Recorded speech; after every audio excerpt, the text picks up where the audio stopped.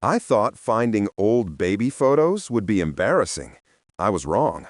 What I found on my mom's phone wasn't embarrassing. It was terrifying. Last Tuesday started like any other day. I woke up around 9 a.m., made coffee in our tiny kitchen, and got ready for my shift at the bookstore downtown. My phone died during my morning scroll through social media, and I couldn't find my charger anywhere. My mom was in the shower, getting ready for her evening shift at the hospice. She works nights mostly, 7 p.m. to 7 a.m. It's brutal, but the pay differential helps cover rent. I needed directions to a new coffee shop where I was meeting my friend Sarah. Simple enough, right? I grabbed my mom's phone from the kitchen counter. She never locks it. She says she has nothing to hide. The phone buzzed in my hand. A photo notification. Google Photos. New memory created. I glanced at the screen and froze. There I was, asleep, in my bed, in my pajamas from last night. My name is Rachel Foster.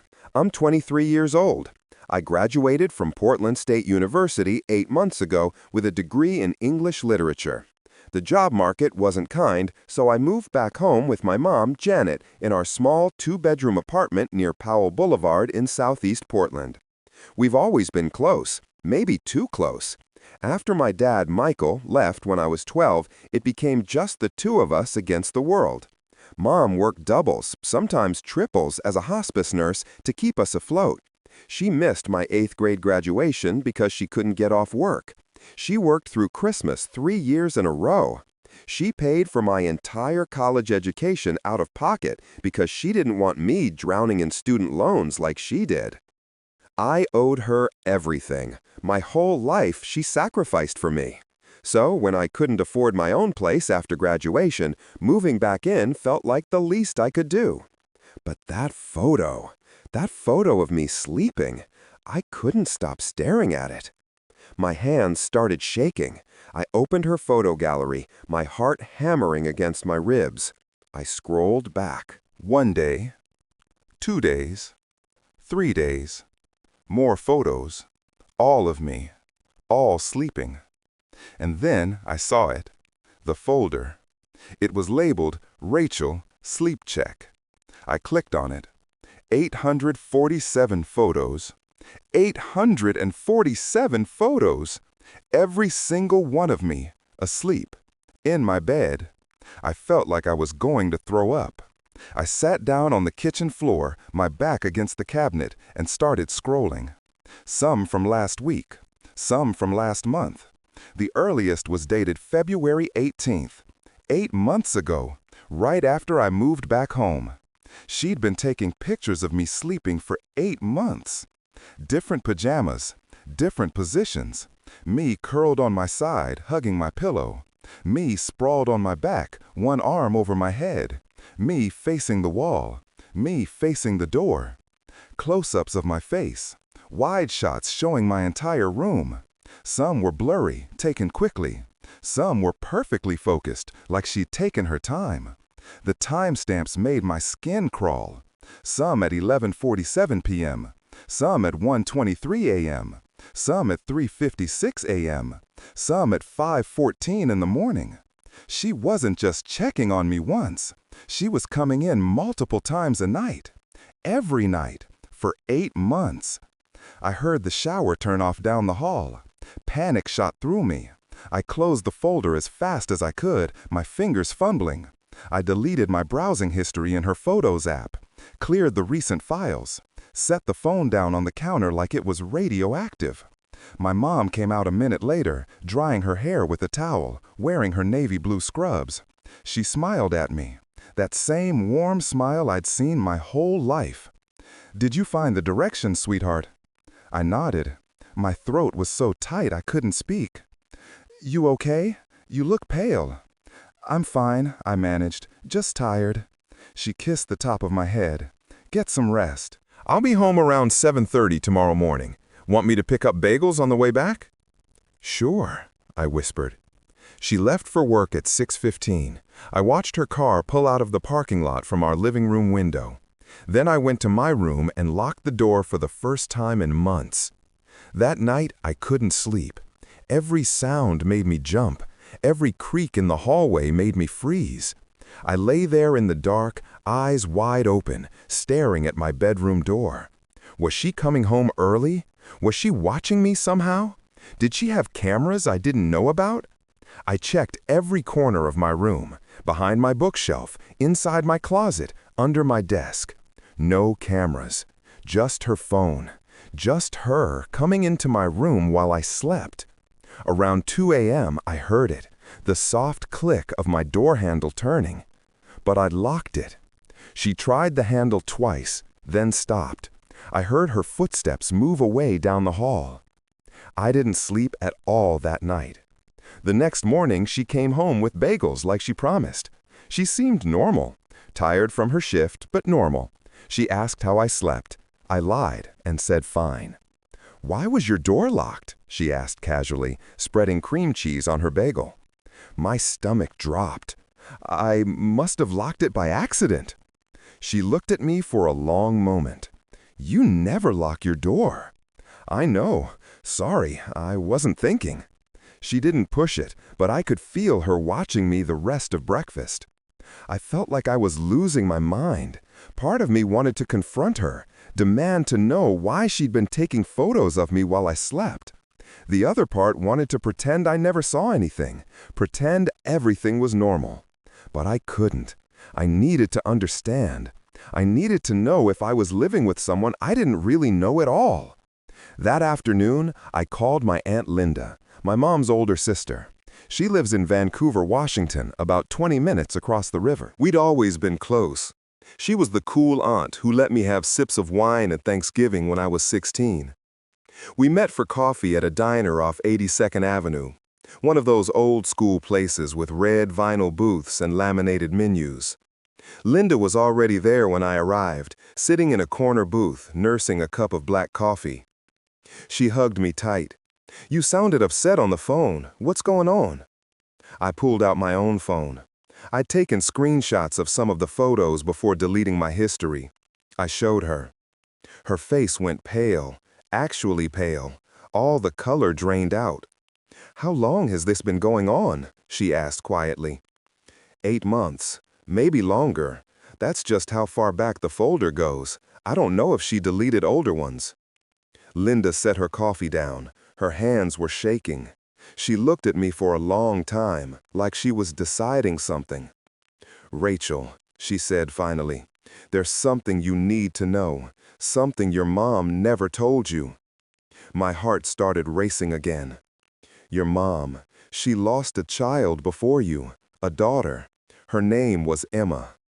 I stared at her. "What?" "Emma Rose Foster. She was born 2 years before you. She died when she was 2 years old. SIDS, sudden infant death syndrome. Your mom found her in her crib one morning. She just stopped breathing during the night." I felt the room start to spin. I grabbed the edge of the table. "I have a sister? I had a sister?" "Your mom never told you," Linda said softly. "She couldn't talk about it, even now. Even after all these years, she never mentions Emma's name." "Why didn't anyone tell me?" My voice cracked. "Your mom asked us not to. She said it was too painful. She said she needed to move forward, not backward. We thought she was healing. We thought she'd tell you when she was ready." Linda took a shaky breath. "After Emma died, your mom fell apart. Completely fell apart. She was hospitalized for 3 weeks. Severe depression. She couldn't eat, couldn't sleep, couldn't function. When she found out she was pregnant with you a year later, we were all terrified. We didn't know if she could handle it emotionally. But she said you saved her, that you gave her a reason to keep going." Linda's eyes filled with tears. For years, she couldn't sleep. She'd wake up every hour to check on you. Every single hour. She'd put her hand on your chest to make sure you were breathing. When you were a baby, she had monitors everywhere. 3 different baby monitors in your room. One pointed at your face. When you were 5 years old, she was still checking on you 4 or 5 times a night. Your dad, Michael, He thought she was being paranoid. He wanted her to see a therapist. She refused. They fought about it constantly.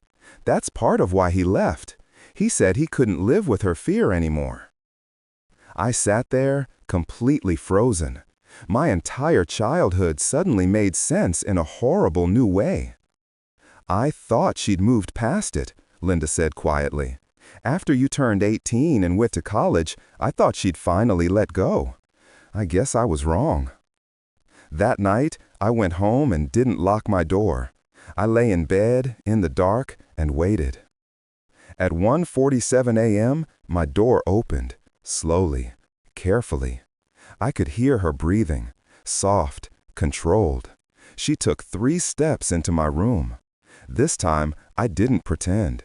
I opened my eyes and looked right at her. My mom stood there in her pajamas, phone in hand, illuminated by the blue light from the screen. She froze, completely froze. For a long moment, neither of us moved. "Mom," I said softly. She didn't respond. She just stood there, staring at me. Then, slowly, like a robot, she lowered the phone to her side. "I know about Emma," I said. Her face crumbled. Just fell apart. She sank to the floor, right there in my doorway, her back against the frame, and started crying.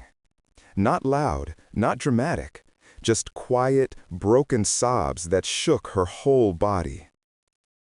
I got out of bed and sat down next to her on the floor.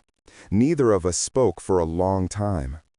Finally, she whispered, "I just need to know you're okay. I just need to see that you're breathing, that you're still here, that I didn't lose you too." "Mom," I said, "I'm not Emma." "I know." She was crying harder now. "I know. But every night I lie in bed, and all I can think about is what if? What if you stop breathing? What if something happens? What if I lose you the same way I lost her?" She looked at me, her face wet with tears. "I can't go through that again, Rachel.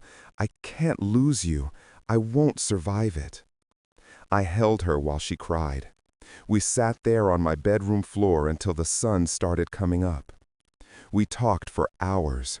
About Emma, about what happened, about how Mom found her that morning, cold and still, about the guilt she's carried every day since, about the fear that consumed her when she got pregnant with me, about how that fear never went away.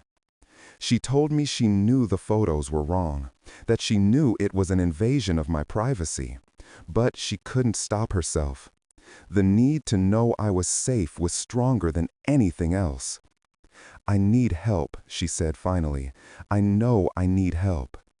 I told her I understood. I told her I loved her, but I also told her this couldn't continue, that I needed privacy, that she needed to talk to someone, a real therapist, someone who specializes in grief and trauma. Mom's been seeing her twice a week for the last 3 months. It's been slow. Healing isn't linear. It's messy. There are good days and bad days. She deleted all the photos, all 847 of them. I watched her do it. She still checks on me sometimes, but now she knocks, and I answer, and I tell her I'm okay. And she sees that I'm breathing, and that's enough. We're working on boundaries. We're working on trust. We're working on letting go of fear. Sometimes the people who love us most are also the most scared of losing us. And sometimes love looks like fear. And sometimes fear looks like control. But underneath it all, it's just grief. Old grief that never got processed. Trauma that never got healed. My mom isn't a villain. She's just a mother who lost a child and spent the rest of her life terrified of losing another. And sometimes all you can do is hold each other through it, and get help, and keep trying, one day at a time.